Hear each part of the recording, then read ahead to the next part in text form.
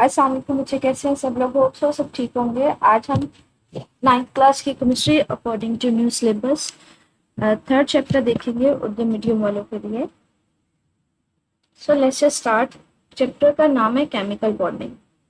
ये जो एटम्स के दरमियान बॉन्ड बनता है, उन बॉन्ड को हम देखेंगे किस टाइप का होता है, उसकी टाइप्स कौन कौन सी होती हैं, उनको डिटेल में स्टडी करेंगे। सबसे पहले तो ये बात की जाती है कि एटम्स जो है वो बॉन्ड क्यों बनाते हैं। ठीक है, ये सबसे पहले तो हम लोग बाद में उसकी टाइप्स की तरफ जाएंगे कि कौन कौन से बॉन्ड्स बनाए जाते हैं। सबसे पहले ये आता है कि एटम्स को बॉन्ड की जरूरत क्यों पेश आती है। कहते हैं इस दुनिया में मौजूद तमाम एटम्स अपनी एनर्जी कम करने की कोशिश करते हैं। इस कोशिश में दूसरे एटम्स के साथ मुंसलिक हो जाते हैं।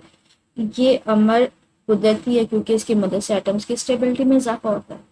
कहते हैं हमारी दुनिया में हर एटम की ये ट्राई होती है कि वो अपनी एनर्जी कम करे। इसको कम करने के लिए वो क्या होता है, उसके इर्द गिर्द जो भी कोई एटम होता है ना, वो उसके साथ बॉन्डिंग बना, उसके साथ अपने आप को अटैच करना शुरू कर देता है, उसके साथ मुंसलिक होता है। क्यों? क्योंकि इसके जरिए जब वो किसी दूसरे एटम के साथ अटैच हो जाता है, मुंसलिक हो जाता है, तो हम कहते हैं हम स्टेबल हो जाता है। उसकी एनर्जी कम हो जाती है तो हम कहते हैं कि वो स्टेबल हो गया। अगर किसी की एनर्जी ज्यादा होती है तो वो स्टेबल नहीं होता।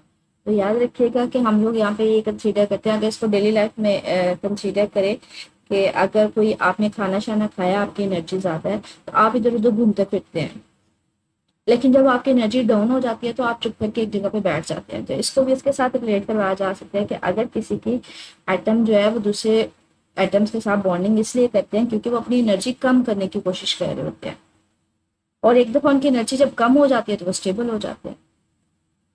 तो वो तो जस्ट मैंने एक एग्जांपल दी है आपके अंडरस्टैंडिंग के लिए। कहते हैं कुदरती तौर पर अगला सवाल ये है कि एटम्स अपनी एनर्जी को कम कैसे करते हैं। कहते हैं ऐसा कैसे होता है कि जब वो बॉन्डिंग कर लेते हैं उनकी एनर्जी कम हो जाती है। हमने क्यों उसके साथ उसको रिलेट करवाया? तो बॉन्डिंग करने के साथ या केमिकल बॉन्ड बनाने की वजह से उनकी एनर्जी कम कैसे हो जाती है, या अदर वर्ड्स हम कह सकते हैं कि जब वो दूसरे एटम के साथ अटैच होते हैं तो आप इसको जस्टिफाई करेंगे एनर्जी कम कैसे होती है। कहते हैं इस बारे में केमिस्ट शुरू से ही सोचो विचार कर रहे थे। इस सवाल को जवाब इस वक्त मिला जब नोबल गैसेस यानी हीलियम, नियॉन, आर्गन, क्रिप्टॉन और जीनॉन दरियाफ्त हुई। अच्छा, नोबल गैसेस अगर मैं आपको पीरियोडिक टेबल दिखाऊं, पहले उसको देख लेते हैं एक दफा। ये ना हमारे पास पीरियोडिक टेबल है, ठीक है। अभी तक जितने एलिमेंट्स, जितने गैसेस, कोई भी जितने भी एलिमेंट्स दरियाफ्त हुए हैं ना हमारी दुनिया में, उन सबको ने एक जगह इकट्ठा रख दिया गया। अब इसमें ना ये हमारे पास वर्टिकल जो होते हैं ना, रोज जो होती हैं, इसको हम लोग बोलते हैं कॉलम। इनको ग्रुप्स बोलते हैं। पहला ग्रुप, दूसरा ग्रुप, तीसरा, चौथा, पांचवा, छठा, सातवां एंड सो ऑन, यहाँ तक ये ग्रुप्स होते हैं। अब इसमें ये जो एलिमेंट्स है ना, ये जो दरमियान वाले हैं बच्चे, ये जो ब्लू वाले हैं, ये इतने ज्यादा कॉमन नहीं है, ये कम कम है। तो ये जो हम लेते हैं ना 3 से लेके 12 तक, इसको इतना ज्यादा हमारी इस पूरे चैप्टर में डिस्कस नहीं करेंगे। हम लोग स्टडी करेंगे 1 to 13, 14, 15, 16, 17 और 18। तो हमने क्या किया हुआ है, अपनी कन्वीनियंस के लिए, अपनी सहूलत के लिए इसको इग्नोर कर देते हैं। तो 1, 2, यहाँ पे 13 की बजाय हम इसको तीसरा ग्रुप कहते हैं, इसको चौथा, इसको पांचवा, इसको छठा, इसको सातवां और इसको आठवां। क्योंकि बच्चे ये वाले जो एलिमेंट्स हैं ये दरियाफ्त तो हो गए हैं, लेकिन ये इतने आम नहीं है कि हर जगह पाए जाए। तो ग्रुप्स में याद रखिएगा, ये पहला ग्रुप है, ये दूसरा, ये तीसरा, चौथा, पांचवा, छठा, सातवां, आठवां। अगर ओवरऑल एलिमेंट्स की बात करेंगे तो ये कंसीडर करने के बाद ये 13वां 14वां हो जाएगा, लेकिन अभी हम इस चैप्टर में इसको कंसीडर करेंगे 1, 2, 3, 4, 5, 6, 7, 8। ये जो वर्टिकल हमारे पास होती है ना लाइन्स, इनको ग्रुप्स बोलते हैं।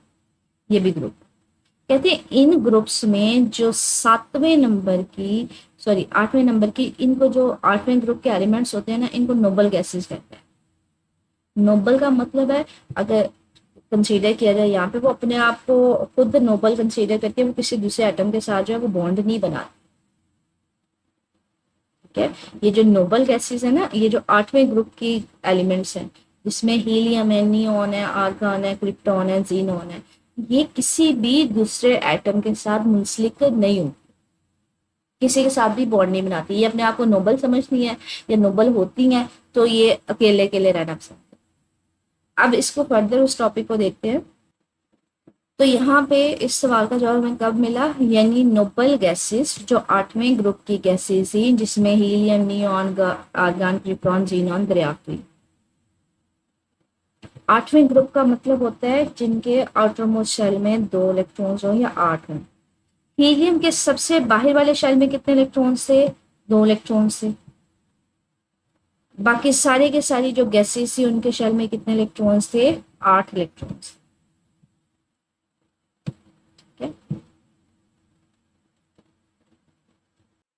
अच्छा बच्चे, ये जो ग्रुप नंबर मैंने कहा है ना, पहला, दूसरा, तीसरा, चौथा, पांचवा, सातवां और आठवां, 8वें ग्रुप को इससे भी कहा जाता है, कोई एटम है ना उसके बाहर वाले शेल में 8 इलेक्ट्रॉन्स होंगे। अब नियॉन है, इसके बाहर 8वां ग्रुप है, तो इसमें जितने एलिमेंट्स होते हैं ना, इनके ग्रुप में 8 इलेक्ट्रॉन्स होते हैं लास्ट वाले शेल में।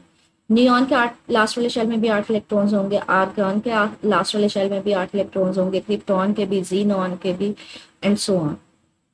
इन सारे ग्रुप में सिर्फ एक वाहिद हीलियम होता है जिसके बाहरी वाले शेल में 2 इलेक्ट्रॉन्स होते हैं। बाकी सबके ग्रुप्स में, सबके आउटर मोस्ट शेल में जो सबसे बाहर का शेल होता है उसमें 8 इलेक्ट्रॉन्स होते हैं। ये जो ग्रुप नंबर होता है ये बेसिकली बता रहा होता है कि लास्ट वाले शेल में कितने इलेक्ट्रॉन्स। अब अगर मैं इसको 8वां ग्रुप कह रही हूँ तो इन सब के लास्ट वाले शेल में 8 इलेक्ट्रॉन्स होते हैं। सिर्फ हीलियम है जिसके लास्ट वाले शेल में 2 इलेक्ट्रॉन्स होते हैं। तो अब ये क्वेश्चन था कि इस हीलियम को फिर यहाँ पे नहीं होना चाहिए, इसको दूसरे ग्रुप में होना चाहिए। तो ये एक इसका एक ड्रॉप है, ये एक खामी थी इसमें जो बाद में डिस्कस हुई। उसने ये कहा है कि 8वें ग्रुप में ये जो नोबल गैसेज हैं इसमें सिर्फ हीलियम है जिसके आउटर मोस्ट शेल में 2 इलेक्ट्रॉन्स है, बाकी सब के बाहर वाले शेल में 8-8 इलेक्ट्रॉन्स है। अगर इसका स्ट्रक्चर देखें, ये देखें, ये हीलियम है, ये इसका न्यूक्लियस है सेंटर में, इसके बाहर ना 2 इलेक्ट्रॉन्स घूम रहे होते हैं।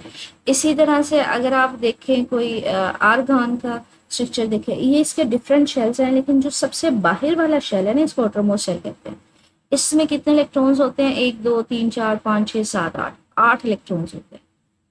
इसी तरह से अगर आप नियॉन देखें, नियॉन, आर्गन, क्रिप्टॉन, सारी के सारी नोबल गैसेस के बाहर वाले शेल में 8 इलेक्ट्रॉन्स होते हैं। ये देखें, बाहर वाला जो सबसे बाहर वाला शेल है कितने इलेक्ट्रॉन्स है, 8 है।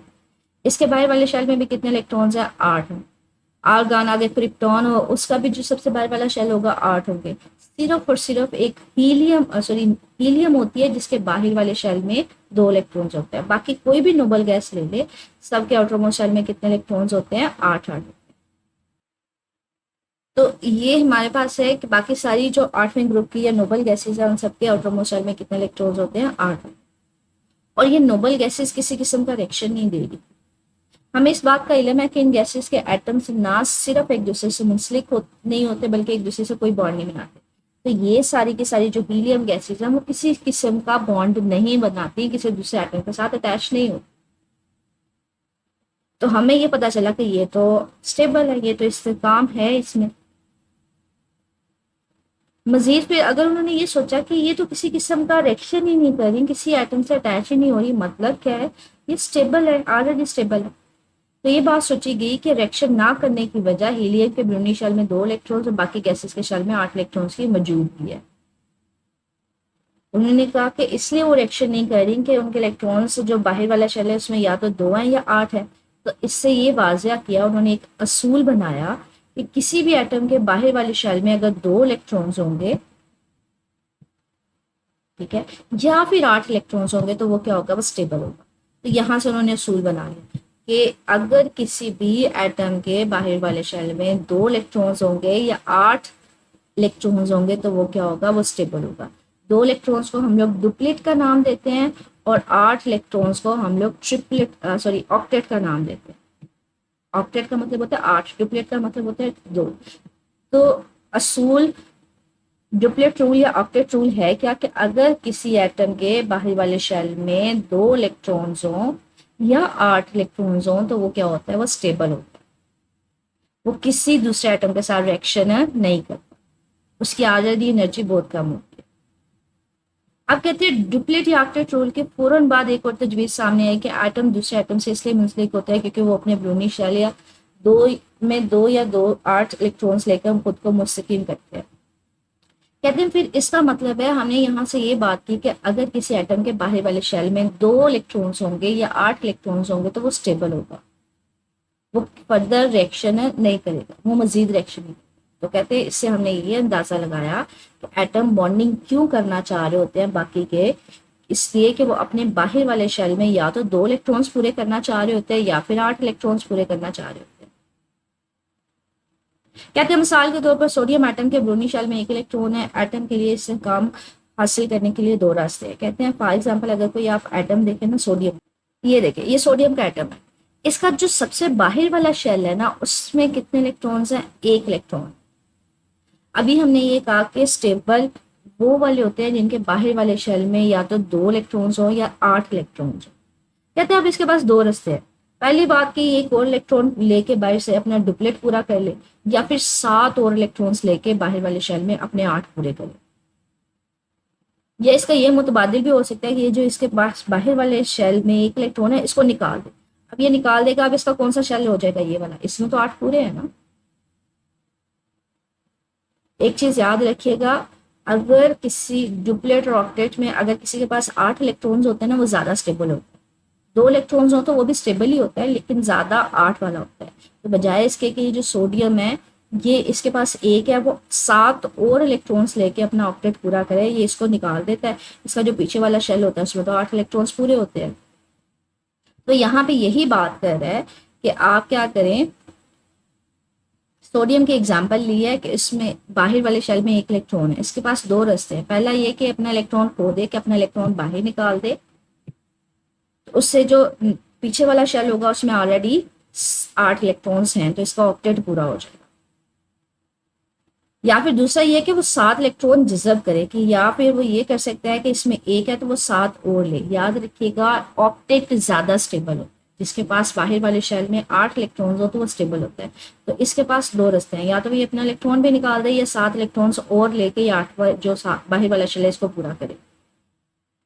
तो यहाँ पे यही बात कर रहा है कि 2 रास्ते हैं, या तो इलेक्ट्रॉन खो दे या फिर मजीद 7 इलेक्ट्रॉन्स को जज़ब करे। इन दोनों तरीकों से सोडियम के बाहर वाले शेल में 8 इलेक्ट्रॉन्स आने से इसका ऑक्टेट क्या हो जाएगा, मुकम्मल हो जाएगा। वो मैंने आपसे ये बात की है कि या तो अगर वो इसको निकाल देता है तो भी जो इसका पीछे वाला शेल है उसमें 8 इलेक्ट्रॉन्स होंगे, या फिर अगर ये इसी को पूरा करना चाह रहा है तो इसको बाहर से 7 इलेक्ट्रॉन्स लेने पड़े।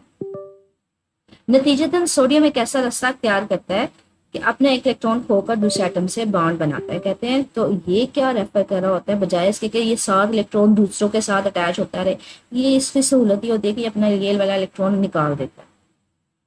अब ये इलेक्ट्रॉन निकाल देता है तो इसके पास ये इसका ऑक्टेट पूरा हो जाता है। इसका जो पीछे वाला शेल होता है उसके पास 8 इलेक्ट्रॉन्स पूरे होते हैं। और एक चीज याद रखिएगा, जब भी किसी एटम से इलेक्ट्रॉन निकल जाता है तो उसके ऊपर चार्ज क्या होता है, प्लस चार्ज। तो इसके पास आसान रास्ता है कि वो अपना 1 इलेक्ट्रॉन खोकर दूसरे एटम से बॉन्ड बनाता है, कि वो अपना इलेक्ट्रॉन जो है वो निकाल देता है, ठीक है, और इसके बॉन्ड पूरे हो जाते हैं। और वो निकालता कैसे है, वो बेसिकली वो किसी दूसरे एटम को दे रहा होता है, और जब वो किसी दूसरे एटम को अपना इलेक्ट्रॉन देगा तो वो बॉन्ड के जरिए देता है। इलेक्ट्रॉन का देना लेना ही बॉन्डिंग है, ये आगे हम लोग डिटेल में देखेंगे। तो वो क्या करता है, उसके पास सहूलत है कि वो अपना 1 इलेक्ट्रॉन जो उसके पास होता है वो दे दे, खो दे, निकाल दे। इस तरह हाइड्रोजन एटम के लिए दोनों रास्ते आसान है। वो चाहे तो अपने ब्रोनी शेल में 1 इलेक्ट्रॉन खोकर प्रोटॉन, और एक चीज याद रखिएगा, जब भी किसी एटम से इलेक्ट्रॉन निकल जाता है तो उसके ऊपर चार्ज क्या आ जाता है, पॉजिटिव चार्ज आ जाता है। पॉजिटिव चार्ज को हम लोग प्रोटॉन H+ से जाहिर करते हैं। या 1 इलेक्ट्रॉन हासिल करे, और अगर कोई 1 इलेक्ट्रॉन हासिल करता है तो उसके ऊपर नेगेटिव चार्ज आता है, ठीक है। मैंने आपसे यही स्टार्टिंग में बात की थी कि इसके पास 2 रास्ते हैं, या तो 1 इलेक्ट्रॉन लेके ये डुप्लेट बना ले, या फिर 7 इलेक्ट्रॉन्स लेके ये क्या करे, अपना ऑक्टेट पूरा कर ले। डुप्लेट इतना ज्यादा स्टेबल नहीं होता, ऑक्टेट मतलब 8 इलेक्ट्रॉन्स वाला ज्यादा स्टेबल होता है। तो वो 7 इलेक्ट्रॉन लेने की बजाय ये वाला जो लास्ट वाला इसका इलेक्ट्रॉन है इसको दे देता है, और ये देता है किस तरह से, किसी दूसरे के साथ बॉन्ड बना। कहते हैं पीरियोडिक टेबल में मौजूद अल्कली मेटल्स और अल्कलाइन अर्थ मेटल्स के लिए ये बात आसान होती है कि वो अपने इलेक्ट्रॉन्स 16वें और 17वें ग्रुप के एलिमेंट्स को मुंतकिल करके बॉन्ड बना ले। अब अगर आप पीरियोडिक टेबल देखें, अच्छा इसमें यह है कि ये पहला, दूसरा और सो ऑन 13वां 14वां वहाँ 17वां। मैंने कहा था इसको आप 3 4 5 6 7 8 के हिसाब से भी देख सकते हैं। अब बच्चे ये जो पहला है और दूसरा ना, इसको अल्कली मेटल्स, इसको अल्कलाइन अर्थ मेटल्स भी बोलते हैं। इन सब के बाहर वाले शेल में 1 इलेक्ट्रॉन होता है और इन सब के बाहर वाले शेल में 2 2 इलेक्ट्रॉन होते हैं। इसी तरह से अगर ये देखें 7वां या 17वां इसको बोल सकते हैं, इन सब के लास्ट वाले शेल में 7 इलेक्ट्रॉन्स होते हैं। इस सब के लास्ट वाले शेल में 16वां या छठा बोल लें। छठा ज्यादा मुनासिब है क्योंकि 6 से आपको आइडिया हो जाएगा अगर छठा ग्रुप है तो बाहर वाले शेल में 6 इलेक्ट्रॉन्स होंगे और यहाँ पे 7 है तो 7 इलेक्ट्रॉन। तो कहते हैं इनके पास बजाय इसके पास इन सब गैस जो हीलियम, नियोन, सोडियम वगैरह, इन सब के जो बाहर वाले शेल है उनमें 1 1 इलेक्ट्रॉन होता है। तो इनको ऑक्टेट पूरा करने के लिए क्या चाहिए, 7 इलेक्ट्रॉन और चाहिए। तो बजाय इसके कि वो 7 ले, वो क्या करते हैं अपना 1 इलेक्ट्रॉन जो है ना वो भी 17वां ये जो 7वां ग्रुप है इनके एलिमेंट्स को दे देते हैं, क्योंकि इनके पास तो 7 ऑलरेडी है, इनको 1 चाहिए तो ये 1 इलेक्ट्रॉन ले लेते हैं। इन सब के पास 1 1 ही होता है तो ये आराम से दे देते हैं, बजाय इसके कि वो 7 ले बाकियों के साथ अटैच होके, वो इनके पास जो 1 होता है वो इसी को दे देते हैं। इसी तरह से इनके पास 2 होते हैं। मैंने कहा था 2 की बजाय 8 वाला ज्यादा स्टेबल होता है, 2 वाला भी स्टेबल होता है लेकिन 8 वाला ज्यादा स्टेबल है। तो ये क्या करते हैं, ये अपने 2 इलेक्ट्रॉन्स होते हैं वो भी किसको दे देते हैं, ये जो 16वां मतलब जो छठे ग्रुप के एलिमेंट्स होते हैं उनको डोनेट कर देते हैं, क्योंकि इनके पास 6 तो ऑलरेडी होते हैं तो इनको 2 चाहिए होते हैं, वो इनके साथ अटैच हो जाते हैं। यहाँ पे यही बात कर रहे हैं कि पहले और दूसरे ग्रुप के एलिमेंट्स जो हैं वो किन के साथ अटैच हो जाते हैं, 16वें और 17वें के साथ, या इसको छठे और 7वें के साथ कंसिडर कर सकते हैं कि वो अपने अल्कली और अल्कलाइन अर्थ मेटल्स क्योंकि आसानी से इलेक्ट्रॉन से महरूम हो सकते हैं। मैंने वही बात की है कि उनके पास 1 या 2 होते तो बजाय इसके कि 7 इलेक्ट्रॉन्स और लें, 8 इलेक्ट्रॉन्स और लें, वो अपने वो भी 1 2 इलेक्ट्रॉन्स भी रिलीज कर देते हैं।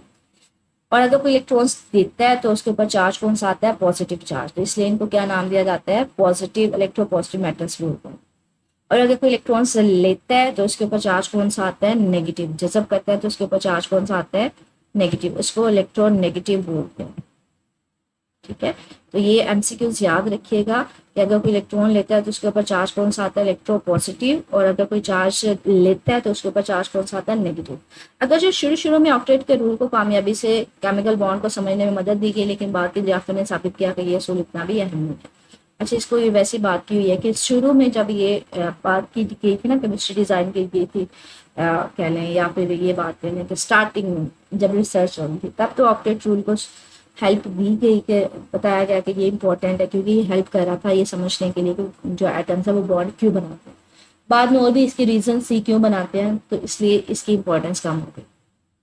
अच्छा, बच्चे मेरे से क्वेश्चन पूछते हैं कि ये जो आप इसको कर रही होती हैं, सॉरी हाईलाइट कर रही होती हैं इस सारे चीज़ों को, यही सिर्फ याद करनी होती हैं। अच्छा, ये जो मैं इसको हाईलाइट करती हूँ ये बेसिकली होते हैं इंपॉर्टेंट पॉइंट्स होते हैं। ठीक है, इंपॉर्टेंट पॉइंट्स का मतलब है ये अलहदा से शॉर्ट क्वेश्चन भी बन सकते हैं या एमसीक्यूज भी बन सकते हैं। जैसे अगर आपसे शॉर्ट एमसीक्यू पूछ लिया जाए कि अगर कोई इलेक्ट्रॉन जज़ब करता है तो उसके ऊपर चार्ज कौन सा आता है, उसके ऊपर नेगेटिव चार्ज आता है।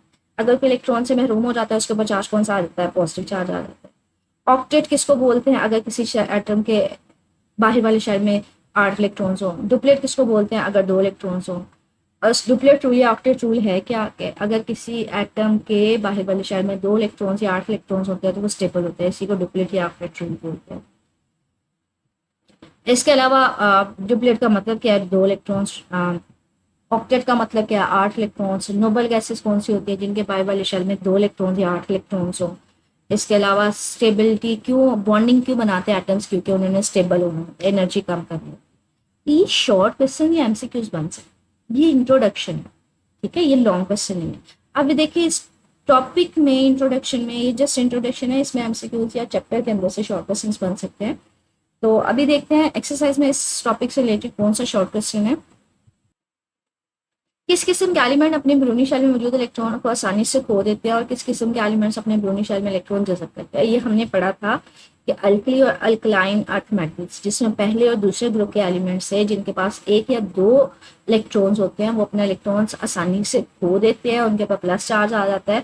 और जो हमारे पास होते हैं 16वें और 17वें, या जिसको हमने छठे और 7वें ग्रुप के एलिमेंट्स बोला था, उनके पास 6 और 7 इलेक्ट्रॉन्स होते हैं, तो वो आसानी से 1 या 2 अब्जॉर्ब कर लेते हैं, जज़ब कर लेते हैं, जिसकी वजह से उनके ऊपर नेगेटिव चार्ज आता है। ये जो हमने आज का लास्ट उसका पैसेज देखे वो है इसका आंसर, ये वाला जो हमने अभी देखा है। ठीक है, इसको जो पीरियोडिक टेबल में अल्कली मेटल्स होते हैं जो पहले ग्रुप के एलिमेंट्स होते हैं, hydrogen, lithium and so on. ठीक है, अल्कलाइन अर्थ में जो दूसरे ग्रुप के एलिमेंट्स होते हैं, ठीक है, वो अपने आराम से लूज कर देते हैं, महरूम हो जाते हैं, और वो किसको देते हैं, वो 16 और 17 के एलिमेंट्स को देते हैं, और लेने की वजह से उनके ऊपर नेगेटिव चार्ज आ जाता है। तो यहाँ से लेके यहाँ तक इसका आंसर है। ठीक है, तो ये पॉइंट्स जो मैंने हाईलाइट किए हैं, ये याद रखिएगा कि ये एमसीक्यूज या शॉर्ट क्वेश्चंस बन सकते हैं। डुप्लेट रूल क्या है, ऑक्टेट रूल क्या है, कि जो चार्जेस एटम्स है वो बॉन्ड क्यों बनाते हैं, वो अपनी एनर्जी कम करना चाह रहे होते हैं, स्टेबिलिटी गेन करना चाह रहे होते हैं। स्टिल कुछ पूछना हो मुझे कमेंट सेक्शन में पूछ लीजिएगा। ओके।